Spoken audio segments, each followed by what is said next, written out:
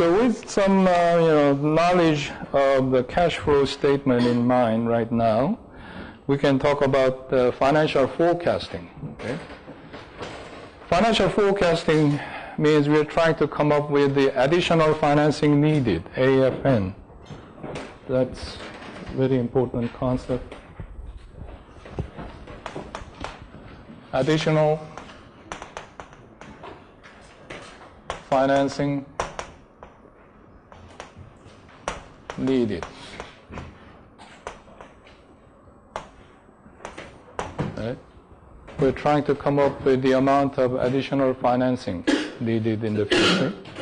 It could be 1 year later, 6 months later, or 5 years later, up to your purpose. Okay? And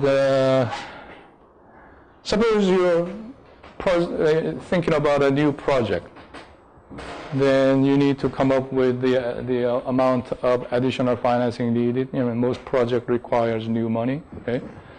And of course, you can expect some revenue as a result of new project. After all, we're trying to, the whole goal of a company is trying to make profit. Okay? So if there is any new project, the project better be profitable, right? So you can expect some new income. That's comes out right here. Forecast EAT from the new project. Forecast EAT. Okay? So expected new income that you expect from the new project, right? And from there, you subtract dividend payments, right? How much you're going to distribute to your owners, right? And whatever is remaining, that's the idea of increased retained earning, okay? So that can be one source. That is one source of financing for the new project, okay? But in case this is not enough to finance the new project, then you have to come up with a new source of money, right? If you're a financial manager, you need to think ahead. You need this information, right? So whatever, in case we'll talk about this in detail, right? But just to give you the overall picture here, right? This is the total financing needed, and from there you subtract the internal financing. This another name for increased retained earning is internal financing, right?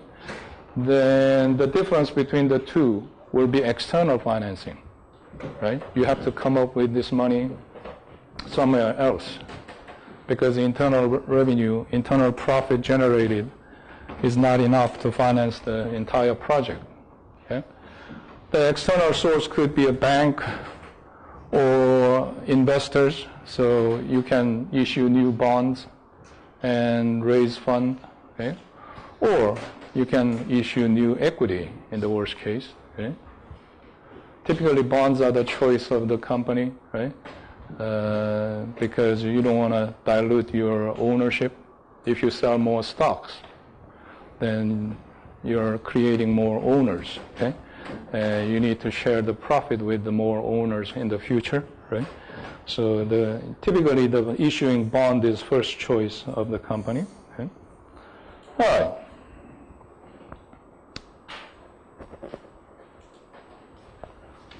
A little more detailed here.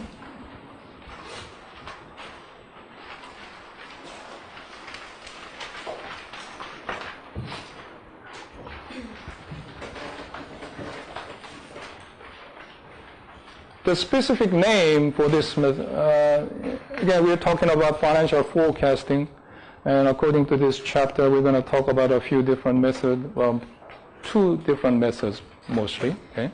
The percentage of sales method, the other is cash budgeting method, and then the chapter talks about just a few, very briefly, introduce some other concepts. But the percentage of sales method and cash budgeting will be 2 methods that we're going to focus in this chapter, right? So percentage of sales method is this. The story is you expect your sales to increase by a certain percentage, let's say 20%. Okay? So trying to make a preparation for the next year, right? Next year's operation. And suppose based on all the information you got, you expect your sales to increase by 20%, right? Then the assumption of this model is most of other items will increase proportionately, right? What are we talking about? What are most other items, right?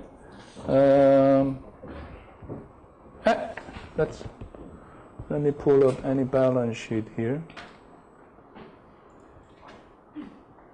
Yeah, we're going to use this chart later.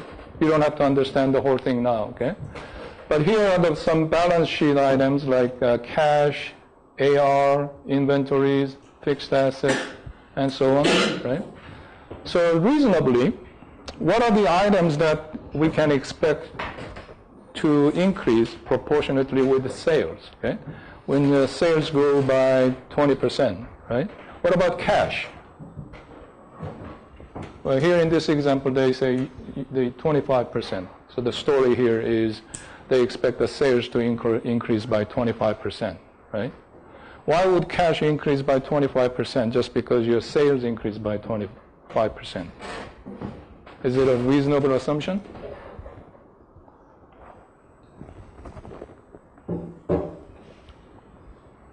Why not? Right? Because let's say 10% of your sales is cash, 90% is credit, right? So if your total sales increases by 25%, I guess you can reasonably expect that the total amount of cash sales will increase by 25% too, right? Okay, so cash balance is expected to increase by 25%. How about AR, account receivable? Okay. Again, if 90% of your sales is credit sales, right? Then if the total sales increase by 25%, then account receivable will probably increase by 25% as well, right? As long as you maintain your collection policy, right? We talked about the terms of credit in most businesses, like net 30 to 10, something like that, right? Which means if you make the entire payment within 10 days, you can take 2% off. So you can take 2% discount, right? Otherwise, you have to pay the full amount within 30 days. Okay? So as long as you maintain the current credit policy and it works fine, right? Then, well, if the sales increases by 25%, your account receivable will also increase by 25%, right? Okay? How about inventories? Again, inventories, companies usually keep certain amount of inventories to get prepared for unexpected order, right? Or something happens with your suppliers, right? So if your total sales grows by 25%, right, then it is probably reasonable to increase your inventory by 25%, right? Because you have 25% more customers, okay? All right. Fixed asset, this is a little bit different. Even though in our textbook they say it'll increase by 25%, right? It depends on the situation, right?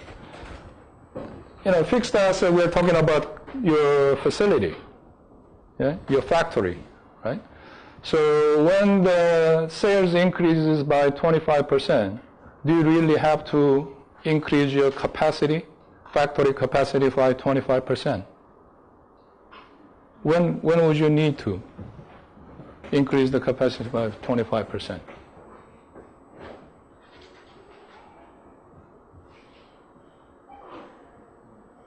You understand what I'm asking, right? If your sales to increase, you expect sales to increase by 25% next year, right? Does that mean we need to build more assembly line right now? Only if, what? only if no inventory. Well, no. I guess what you mean is no room for larger production, right? In other words, it's called the capacity, right? If your plant is operating at full capacity right now, you're running the 24-hour, right? And there is no way you can increase your production unless you build or expand your factory, right? If that's the current situation, in other words, if your company is running at 100% capacity, right, then this is true. Let me turn down the temperature a little bit.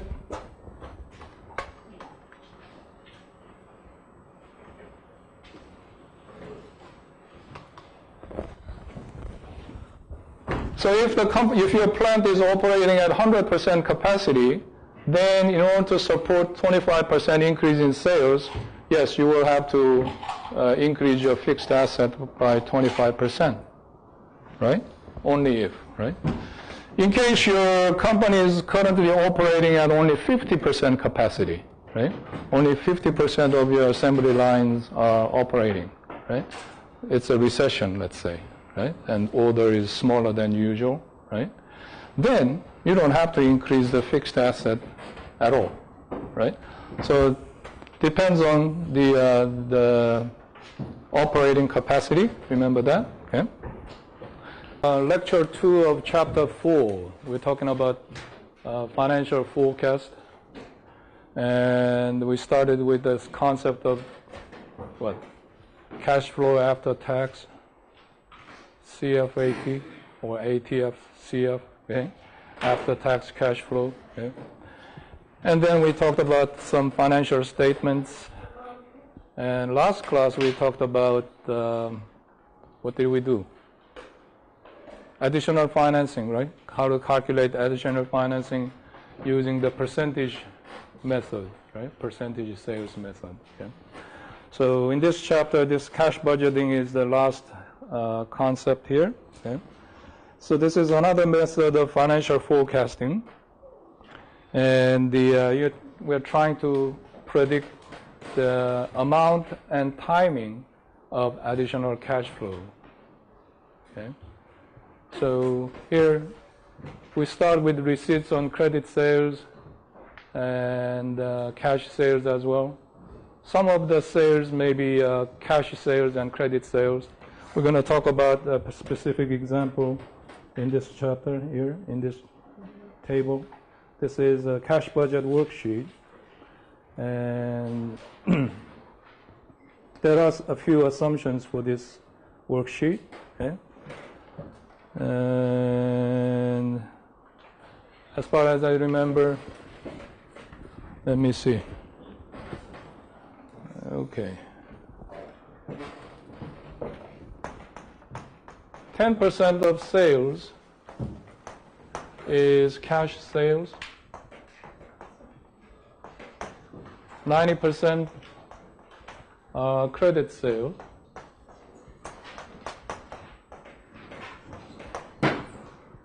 And about that credit sales, thank you so much.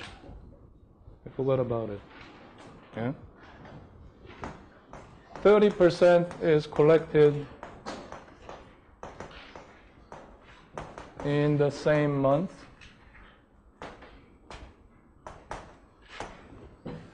And the rest, 70%, is collected in the following month.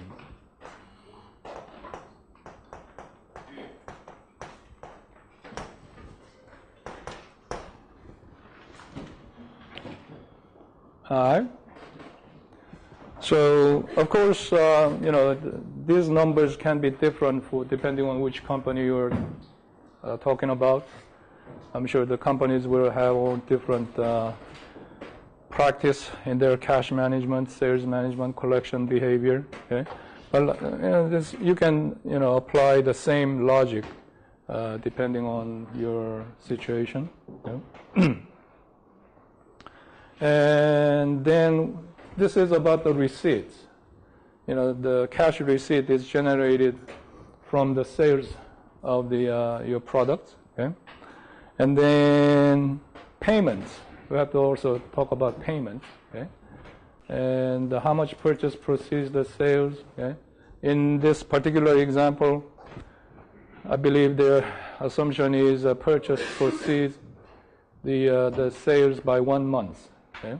So if you considering the expected sales next month, you're going to purchase your supplies and materials this month.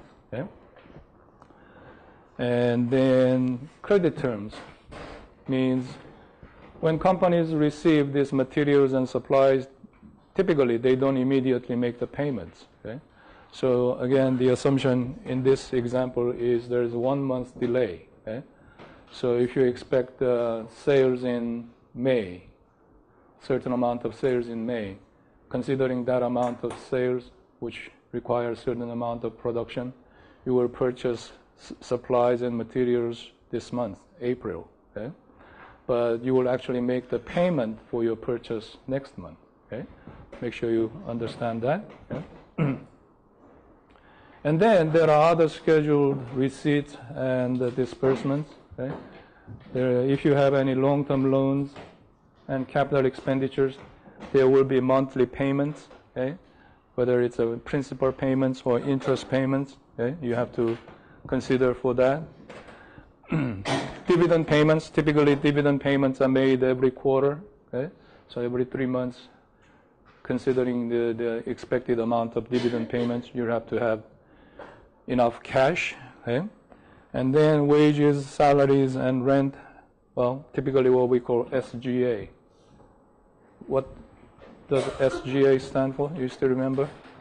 Sales, general, administrative. Sales and general administrative, SGA costs or expenses. Okay? Okay. So let's get on to these numbers. Okay? So the story is we're trying to come up with a cash budget worksheet for the first quarter of 2011. Okay? First quarter in this company apparently is January, February, March. Okay? But in order to do that, we need to first find out something about the December. What happened to the sales in December and how much there was the credit sales. Okay? Again, the assumption is 10% of sales is cash sales and 90% is credit sales. Okay? And 70% of that 90% credit sales is received or collected in the following month. Okay? So the idea is okay, there was a total sales of $540,000. I don't see any million units in millions, so this is $540,000. Okay? And estimated credit sales is 486. I guess that's 90% of 540. Is that right? Okay. And then the 70% of that should be received in sometime in January. Okay? Another item here is estimated payments of accounts payable. Okay. I'm sorry, the estimated purchases. Okay? So how did they come up with 275? Well, if you read the chapter, they use percentage. Okay? So they estimate or expect next month's sales. Okay? So if the estimated sales in January is $500,000 or $500,000, they would multiply 55% to $5 million, 500,000.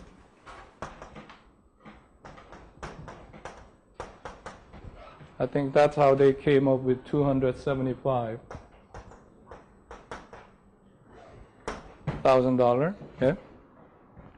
So again, this is an example, right? Just using the typical logic, how the companies do. Okay? If you have any particular reason to come up with a different way of purchasing or figuring out the amount purchased, okay, in order to prepare for the next month's sales, that's fine. You can use whatever method you want to use. Okay? But in this particular example, we just use percentage. Okay? The assumption is every month they try to come up with the expected amount of sales next month, okay? And then the amount of purchase this month will be just 55% of next month's sales, okay? All right. So in January, estimated amount of sales is 500,000 or $500,000, right? Estimated credit sales is 450,000, which is 90% of that, right? And that means $50,000 out of this, the total sales is cash sales, which is immediately received within January. Okay? And then there is another item received, which is 70% of last month's credit sales. So 70% of this $486,000 is $340,200, right? That will be received in January, okay? And then also you receive 30% of this month's credit sales, okay?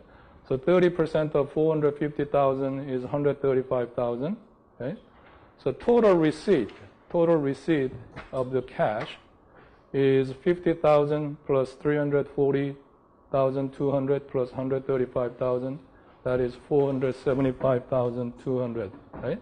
That's the total collection or total cash receipt. All right? And out of that, we have to subtract the amount of money the company will use, okay? And the first item here is 302,500. How did they come up with this figure? 302,500. Any idea?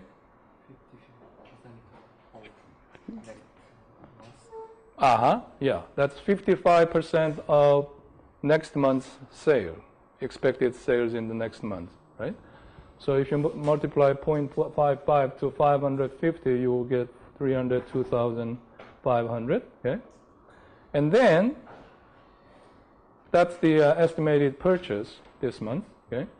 And the accounts payable, estimated payments is this month, this much, okay? So that's actually the amount of money they're going to pay. This is just purchase. That's not the amount paid, okay? All right. So this is a worksheet. This is the first part of cash budgeting or worksheet, okay? And we're going to see actual payments in the next table, okay? So that's how it goes. I mean, you can check out all the numbers for the February and March, okay? And make sure you understand all the numbers or structure of the table, okay? So based on this worksheet, we can actually construct a cash budget table, okay, for the first quarter, okay?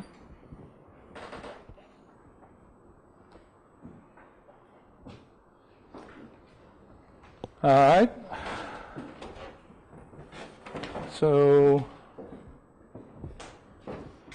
cash budget table starts with the sales. Well, again, 540,000, 500,000, and you come up with the expected sales amount for each month, okay?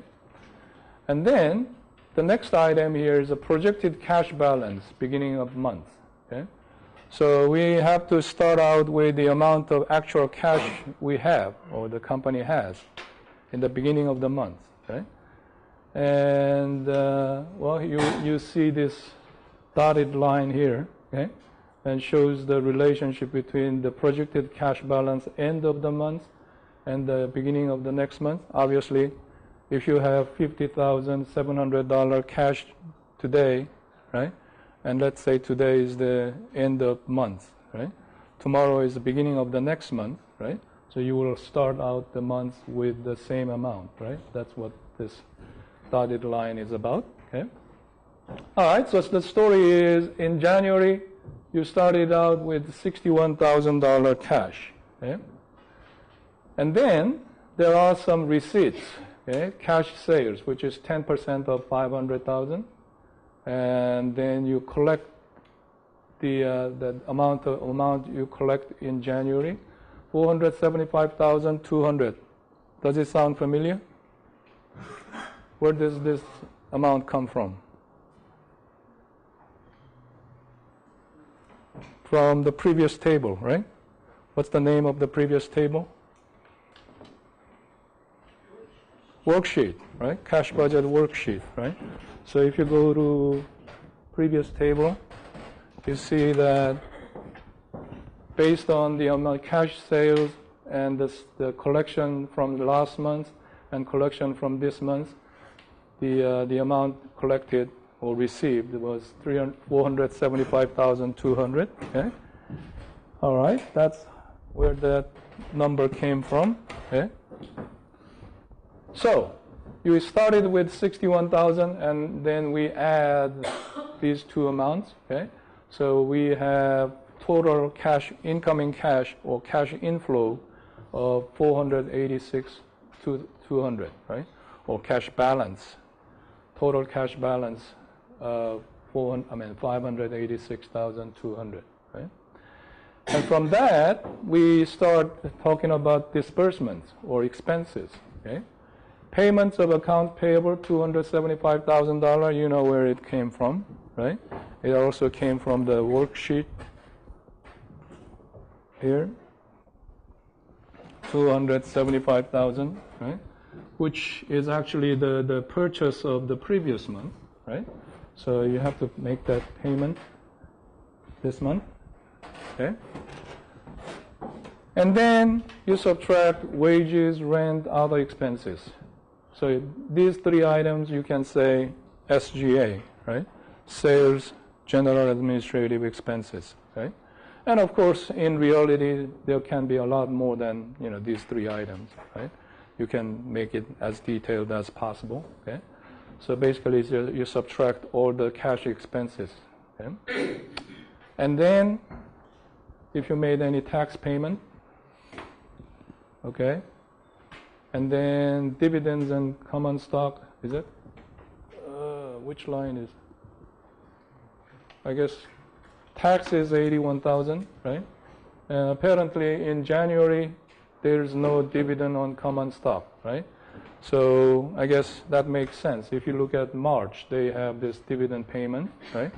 Because typically dividends are paid every quarter. I guess at the end of each quarter, they make the dividend payments, okay?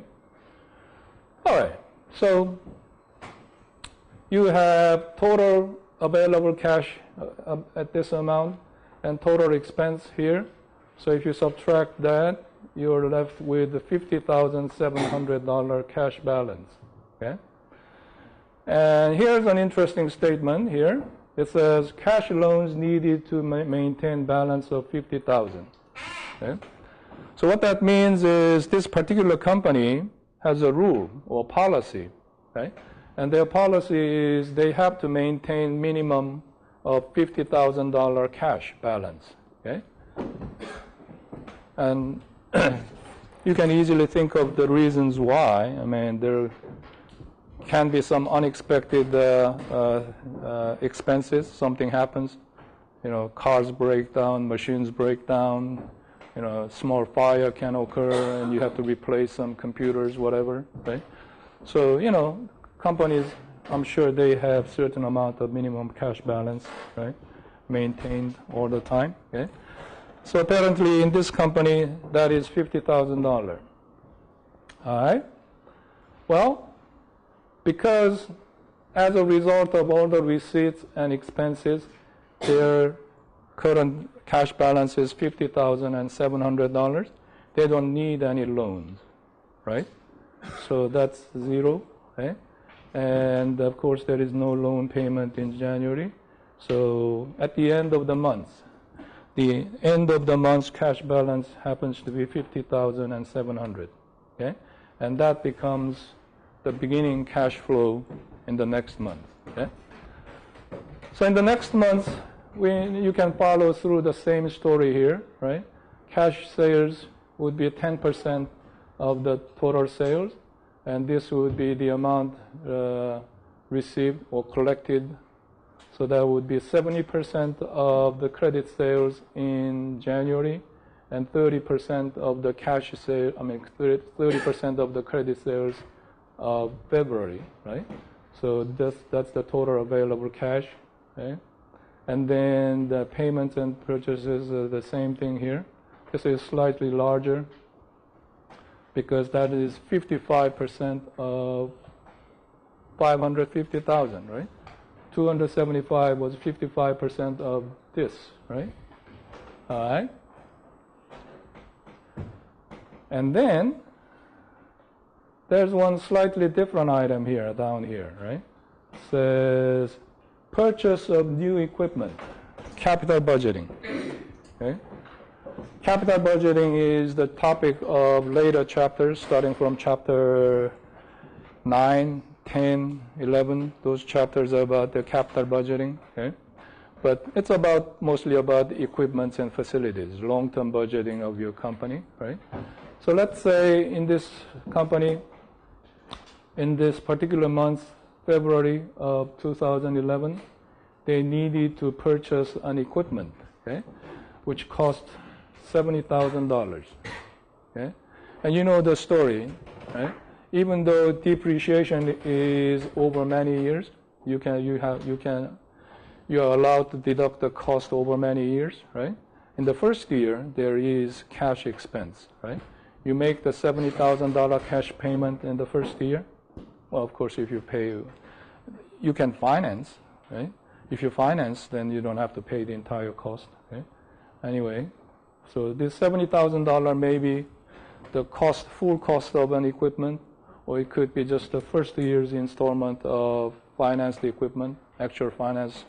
The total equipment may cost $70 million or whatever, right? So, you know. Anyway, so there was a $70,000 spending on equipment in this year, right? So when you add up all the amount, all the expenses, that comes out to be $551,000, right? So when you subtract total cash expense from cash receipt or cash available amount of cash, you are left with only $18,200, $18,200, right? Well, you still have positive cash balance, but you got a problem. What's the problem? Right. That amount is less than minimum $50,000 cash balance required by the company's policy, right? So in order to satisfy that rule, the company borrowed $31,800, right? It doesn't say whether it was a short-term or long-term, but somehow the financial manager came up with $31,800 loan, okay? So that when you add them up, the ending balance, the cash balance is $50,000, okay? All right, so that $50,000 becomes the starting cash balance in the next month, March. The same story here. Well, somehow in this month, the sales receipt or the cash receipt was pretty good, right? That's probably because sales in February was pretty good, okay? So they had total $625,900 cash available, right? And from there, subtract all the cash payments, right? Come up with $541,500, okay? So when you subtract that amount, right, the difference is $84,400, okay? Which is significantly above the minimum cash balance of $50,000, right? So according to this table, what happened? They paid back the loan that they obtained last month, right? And of course, in reality, there will be some interest payments as well, right? Even if it was just 1 month's loan, right? Banks will never let you borrow without any interest, right? So there should be some interest payment. But to make it simple, they didn't talk about interest payment here, right? So they made a loan payment and ended up with $52,600, which is fine because it's above $50,000. Boring? I know, I told you I don't like accounting, right? But this is just a simplified example. You need to understand at least this much, right, in order to talk about corporate finance. Okay? Yeah, starting from chapter 5, we will talk about a lot more interesting concepts of time value of money. Right? And so starting from next week, make sure you bring your financial calculator, okay? Starting from next week. All right. So if you don't have any question, we can go ahead with the last couple of slides. Okay?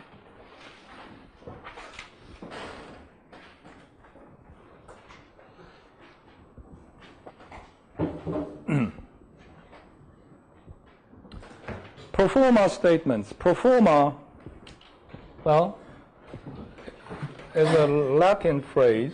Okay? In English, that means informality or based on projection. I guess this is just a more practical interpretation. Based on projection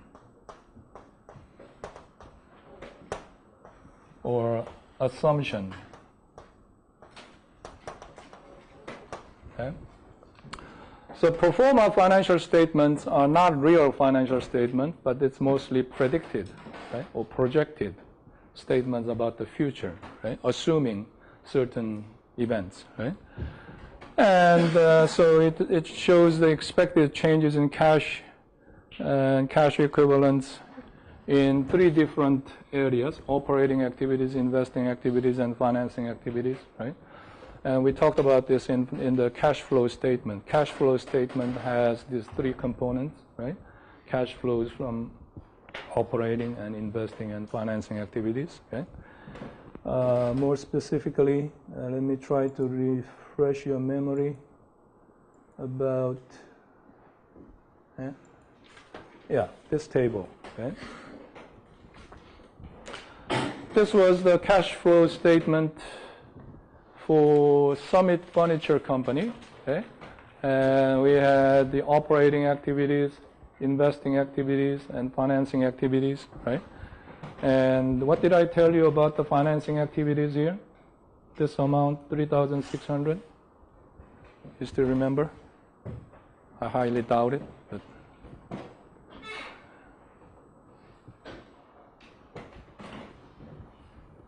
if you received $14,600, but unfortunately you used more than that, right? Your expense was larger than your cash inflow, right? So what do you have to do? Yeah, what do we call this item? Huh? It's called the balancing item, right? So the amount that you see here for the financial activities, financing activities, right, always have to make up for the difference between the two, right? And that's the role of financial manager, right? You have to accurately. So if you go back to the pro forma financial statement,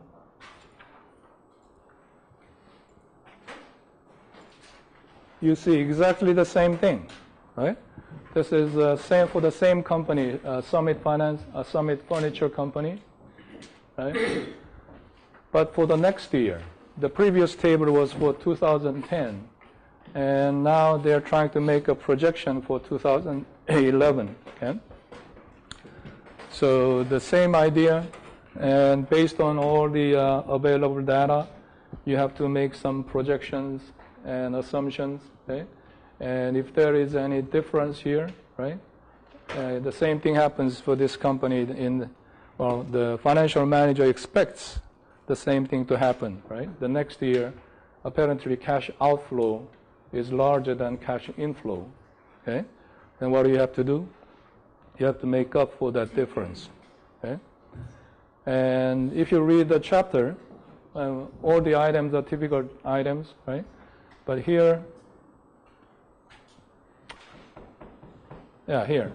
Expected net increase in cash and cash equivalents, $1.5 million, I guess, here. The unit is thousands, okay? So this 1,500 means $1.5 million, okay? And that is required increase in cash, right? Required increase in cash, right? So maybe they used percentage sales method, okay? And they came up with this amount of increase in the required amount of cash, right? The idea is to support the increased sales, okay? So apparently they expect larger sales and a lot more production activities and sales activities next year, right? So in order to support those larger and stronger activities, the financial manager thinks they need to increase the cash balance by $1.5 million, okay? So the difference here between the operating activities and investing activities was $4 million, right? So financial manager needs to come up with $4 million to make up for this difference, right? In addition to that, the financial manager also has to come up with $1.5 million additional cash, because compared to the last year's cash balance, now they want to have $1.5 million larger cash balance. Am I making sense? You understand what I'm saying, right? That's how they came up with the $5.5 million, right? So this $5.5 million is $4 million plus $1.5 million here, okay? Again, that's the balancing item, right? You have to consider all the needs of cash balance for the company, right? And that's the amount that you need to raise if you are in charge of finance of the company. Okay? Well, how do you raise the $5.5 million? It's right here. Okay? Well, apparently there is repayments of long-term debt. Long-term debt typically refers to bonds, right? So the company has issued the long-term bonds previously, and some of them come mature. You have to make a repayment. And of course, there is also interest payments every year, every 6 months, right? So considering all that, you expect to spend $3 million on long-term debt, right? And here, dividends paid, okay? So apparently in this quarter, for a year ending December, I thought this was a quarterly. Yeah, we're talking about different company, right? The previous, I was thinking previous table. In this table, dividend payment. Where was dividend payment? Oh, dividend payment. Okay. Right, but that's a completely different company. So in this company, apparently, for the entire year 2011, they expect to pay $500,000 dividend payment. It's a pretty small company, right? And so you have to consider the expenses here, financing activities, right? And then these two items. This is a short-term loan, net borrowing under the bank line of credit agreement. Line of credit is something like credit card, right? So a company opens an account with a bank, right? And the bank sets certain limit. You know, you can use up to, say, $5 million, right? Then within that limit, the company can withdraw money anytime, or use the money anytime, right? And if it goes to $5 million, that's the max, right? And in order to use a little more, they have to pay back a certain amount first, okay? Just like credit card management, okay? So it's basically credit card for companies, okay? Credit line, it's a short-term loan, okay? So this company raised $2 million in short-term loan and $7 million in long-term loan. So apparently they issued more bond, okay, in order to finance these different activities. Okay? So again, you know how it works, right? You have to figure out this difference first, and then there was some special additional need for cash this year. So total need was $5.5 million, right? And because there is $3.5 million expense this year, right? The company had to raise total of $9 million, right? 2 million plus 7 million, total of $9 million.